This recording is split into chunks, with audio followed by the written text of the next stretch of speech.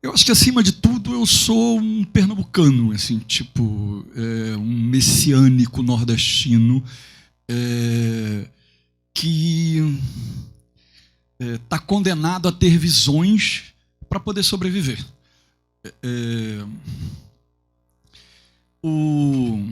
a FLUP ela surgiu quando eu tinha 50 anos de idade, que é exatamente o momento em que as pessoas estão pensando na aposentadoria. E eu tive que me renovar por conta de uma crise de emprego, que era mais do que uma crise de emprego. Eu não sou exatamente uma pessoa estudada, eu não tenho título, eu comecei estudando jornalismo, mas nunca terminei. E insistia num projeto literário, nos livros que eu sempre quis escrever. E, obviamente, que principalmente naquele momento, isso nunca me deu sustento. E eu precisava, de alguma forma, pagar as contas de encontrar alguma forma de pagar as contas. E quando eu tive aquele desemprego, ali aos 50, talvez 51 anos, assim, uma boa ideia, mas eu vivi um momento muito particular do Brasil e, em particular, ainda do Rio de Janeiro. Eu acho que, se a ideia da FLUP tivesse surgido 2 anos antes, ela não teria se realizado, e se ela tivesse surgido 2 anos depois, ela não teria sido executada. Eu estava, meu emprego que eu tive, do qual eu fui demitido, era um emprego ali na Secretaria de Cultura de Nova Iguaçu, que era do PT, que era um projeto do Lindbergh, e, em particular, de uma mulher chamada Maria Antônia Goulart, que, se vocês não conhecem, vocês têm que conhecer. Ela é uma visionária. Devo muita coisa àquele ambiente criado ali na virada da década.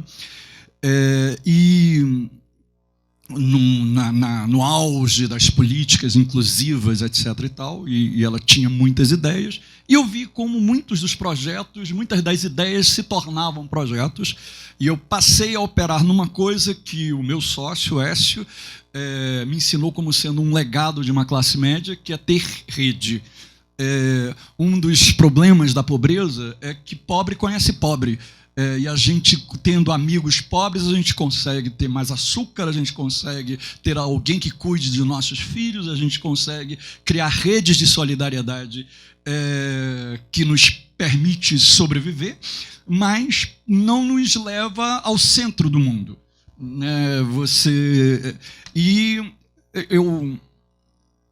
Assim, ali dentro daquele governo, eu entendi como se chegava, como é que você vendia um projeto para a Petrobras, como você vendia um projeto para o BNDES, como você produzia um edital. Houve uma série de coisas que eu terminei aprendendo muito rapidamente. Pobre sempre tem que aprender rápido, tem que ser intensivo, a gente tem que sair dessa semana aqui especializado, porque a gente não vai poder, como aquela classe média, passar 3 anos fazendo o cursinho de inglês. Eu, muito rapidamente, eu aprendi como se faz um projeto sociocultural. Eu nunca fui produtor na vida, eu nunca tive a menor ideia do que era ser produtor na vida. O primeiro projeto que a gente aplica na lei de incentivo, naquele momento ainda as planilhas eram abertas, eu entrei no projeto da Flip, eu hackeei a planilha da Flip, Ctrl+C, Ctrl+V, entende? E depois eu fui tentar, com muita sorte que eu dei, por conta de poder operar na rede, em particular o Écio, que é um cara mais articulado historicamente do que eu, que conhecia Luísa Buarque de Holanda, que conhecia o Luiz Eduardo Soares, que conhecia fulano e Beltrano, etc. e tal. Isso terminou criando para nós uma estrutura jurídica, cultural, de realização de projeto, que permitiu que aquele projeto delirante virasse realidade, pudesse ser executado e, acima de tudo, tivesse todas as suas contas prestadas sem nada ser contestado. E, assim, era uma visão. Eu, em algum momento ali, durante aquela minha experiência na Secretaria de Nova Iguaçu, eu trabalhei com 400 jovens. E era uma grandíssima lan house, e eu, que tenho uma história de lidar com a juventude com o viés do crime, eu me tornei um especialista no crime do Rio de Janeiro, e quando você fala de crime, você fala de juventude. Quando você vai na cadeia, você está vendo jovens. Quando você vai na favela, você está vendo jovens. E, fundamentalmente, o que o sistema não sabe fazer é com a juventude.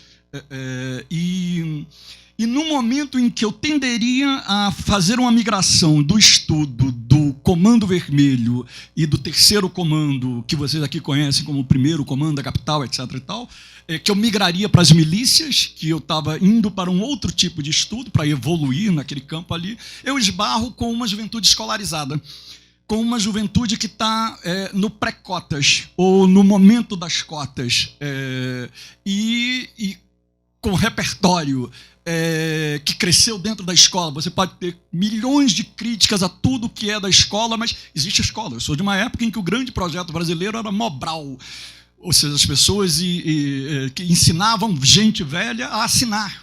Isso significa que você não tinha escola. O grande ídolo intelectual da minha geração é Paulo Freire, cujo grande projeto era alfabetizar adultos. O maior projeto dele era mais no campo de incluir quem historicamente foi excluído do que ainda trabalhar ali com as escolas. E eu começo a lidar com aquela juventude escolarizada. Eu sempre frequentei a Flip. E nesse projeto ali de 400 pessoas, em algum momento eu achava que tinham botado um LSD dentro daquela cidade na qual eu estava trabalhando, porque tinha muito jovem que lia, tinha muito jovem que chegava com o livro embaixo do braço, tinha muito jovem que estava produzindo texto. Eu fazia o jornalismo que cobria todas as atividades da prefeitura, era produzido por essa juventude de ensino médio.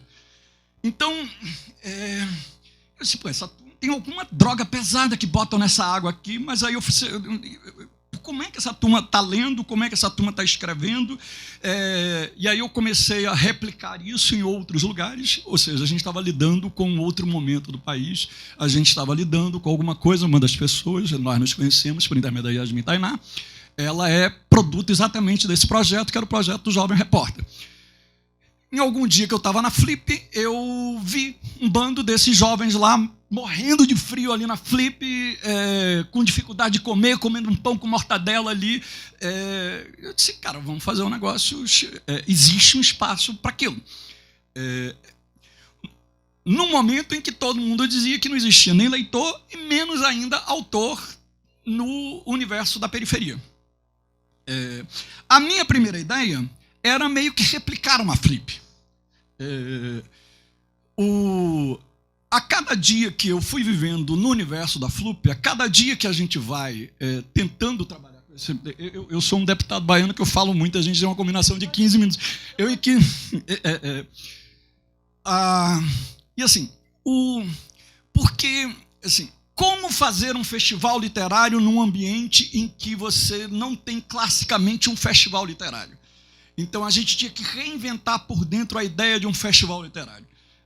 E eu, de alguma forma, eu esbarrei nas piores coisas do mundo. Eu terminei esbarrando assim, na grande crise da Flip de 2016, que foi a Flip So White, teve uma frase que um cara querido, e não é exatamente um conservador, mas ele, quando teve toda aquela pressão do movimento negro, ele disse, mas não se pode mais nem fazer uma curadoria em paz.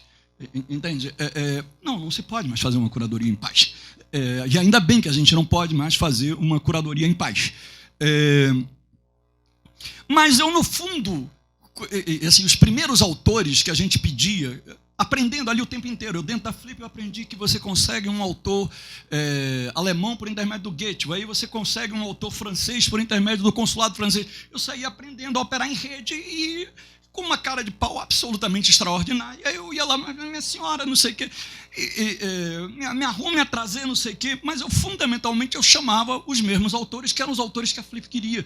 E num primeiro momento eu fiquei frustrado quando eu conhecia um outro tipo de autor. E eu vou ter que me reinventar como curador dentro dali da Flip nas minhas próprias relações internacionais.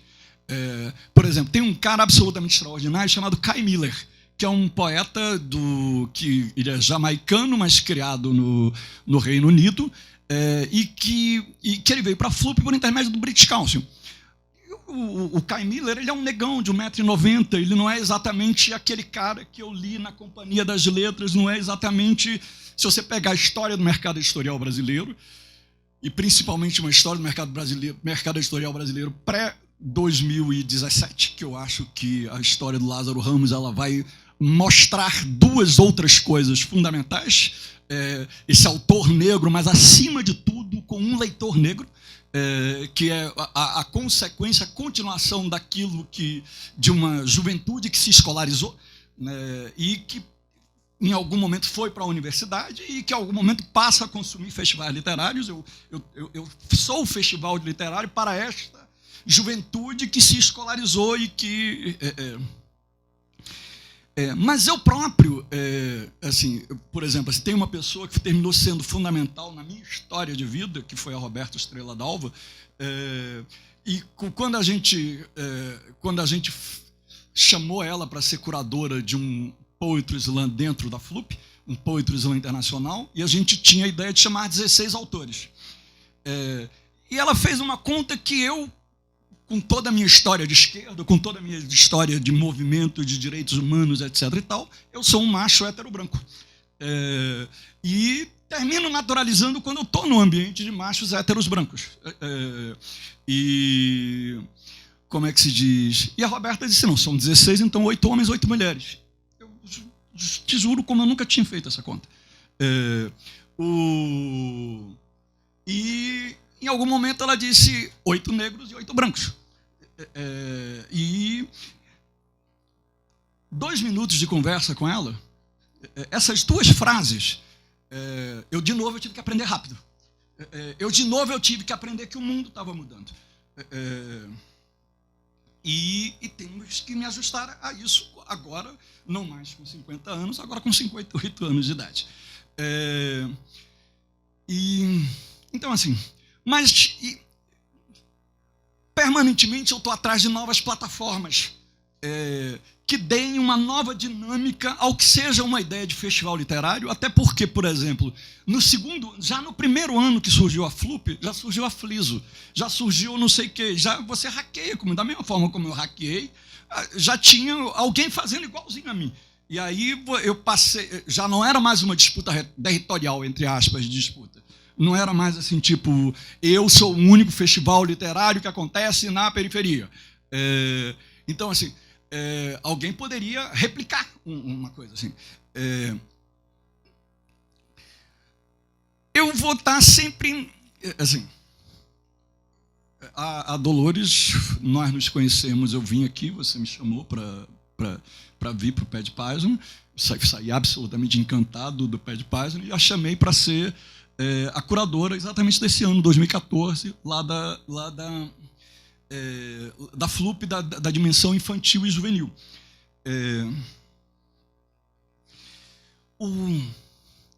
Eu vou estar sempre... Assim, o que é fazer um festival literário na periferia? O que é fazer assim, uma das coisas que a gente teve que trazer conosco, uma das ideias que a gente teve que trazer conosco, era como eu vou me tornar uma plataforma para revelar uma nova geração de autores que venha da periferia. Porque existiam 2 ideias que a gente não existe nem leitor na favela, não existe leitor na periferia, e menos ainda existe autor na periferia. A FLUP, nesse ano, a gente está publicando o 18º livro. Alguns desses livros... assim, eu tenho orgulho de ter sido o primeiro editor da Yasmin Tainá,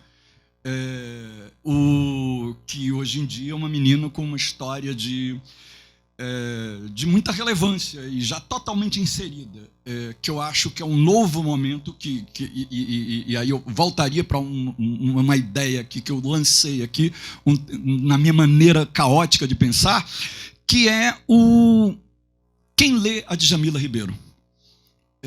Quem lê o Lázaro Ramos? Quem transformou aquilo nos fenômenos de venda que aquilo se tornou nos 2 últimos anos? Assim, os 2 maiores momentos do mercado editorial, da maior editora do Brasil, da editora de mais prestígio no Brasil, eles são protagonizados por 2 negros.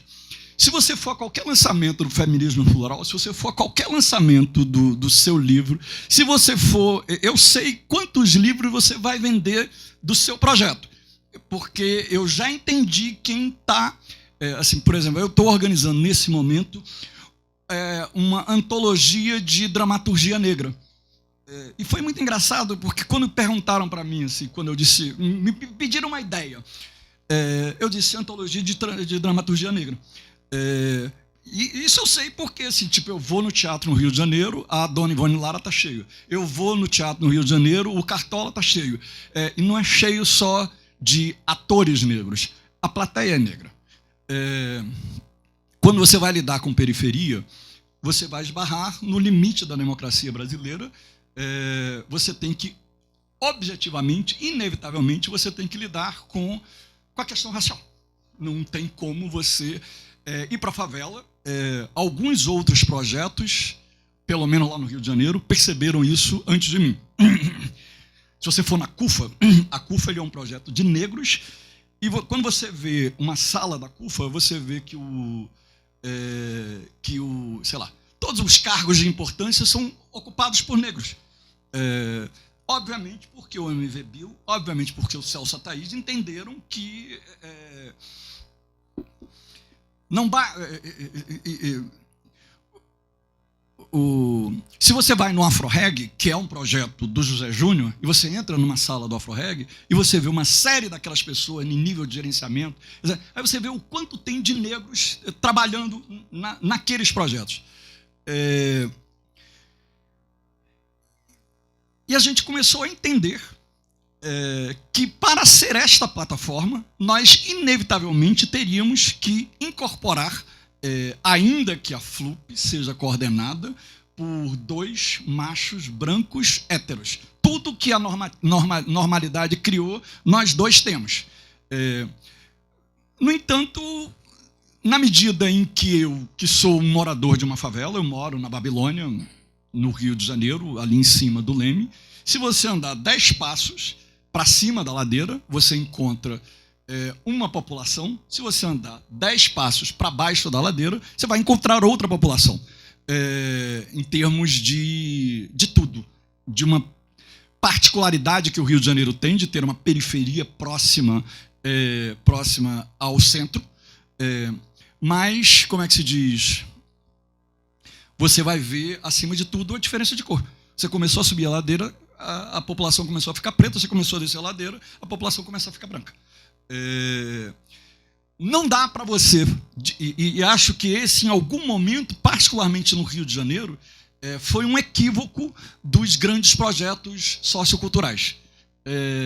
Porque se falava de favela, e não se associava a favela à negritude. Eu acho que um dos símbolos maiores disso é a adaptação que o Cacá Diegues vai fazer do filme francês da década de 50, que Orfeu Negro, e ele bota um bando de branco. A melhor coisa que o Orfeu Negro francês tinha era que aquilo foi o Moonlight brasileiro na década de 50. Eram todos atores negros, era toda aquela população negra, e ele, quando ele tentou dar uma dramaticidade, uma carga maior, tirar a coisa naif de um povo que dança, de um povo que samba, ele branqueou. E isso, dentro das periferias, dentro dos movimentos, de um movimento pré-cotas, de um movimento em que o protagonismo dessa geração ainda não era tão evidente, isso acontecia meio que sistematicamente. As pessoas achavam que, quando você estava discutindo favela, você só estava discutindo favela. Quando você estava discutindo periferia, você só estava discutindo periferia. E você não estava discutindo uma coisa fundamental, que nós vivemos num país em que 50% da população é negra. Mais de 50% da população é negra. E, em algum momento, e acho que a gente nessa mesa aqui tem isso com muito fácil de ser visto, eu ia dizer clareza, hoje em dia é uma palavra que a gente tem que entender o que é a palavra clareza.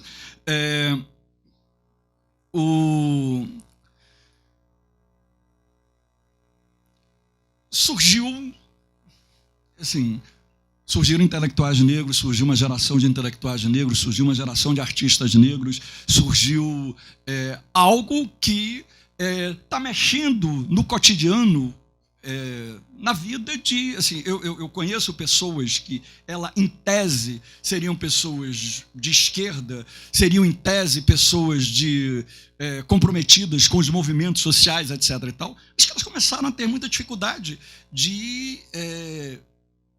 ser contestada pelo pensamento de uma mulher negra. Porque, historicamente, esses espaços sempre foram ocupados. Se a gente pegar historicamente, esses grandes projetos sociais, eles são liderados por brancos. Acabou? Não, fecha.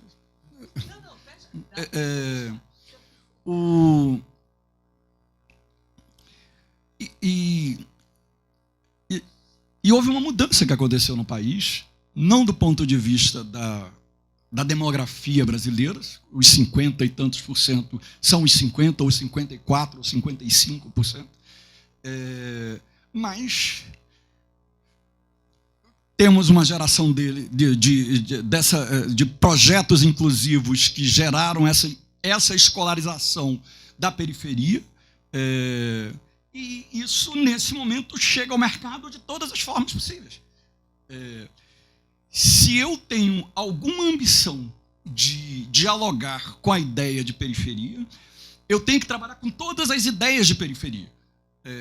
Mas uma dessas ideias centrais é de entender que quem está produzindo conhecimento no Brasil não é mais...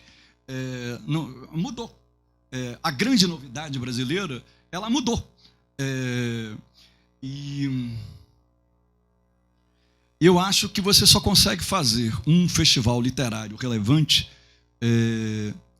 quando você está dialogando com as mudanças. Se eu disser que a FLUP vai ser igual como ela foi em 2012, quando eu não sabia fazer a FLUP, eu simplesmente não vou conseguir fazer a FLUP.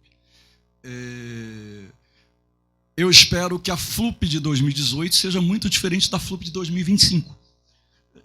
Eu tenho que estar muito antenado, com o que está acontecendo no país. E tentar me transformar numa plataforma que dialogue com isso. Acho que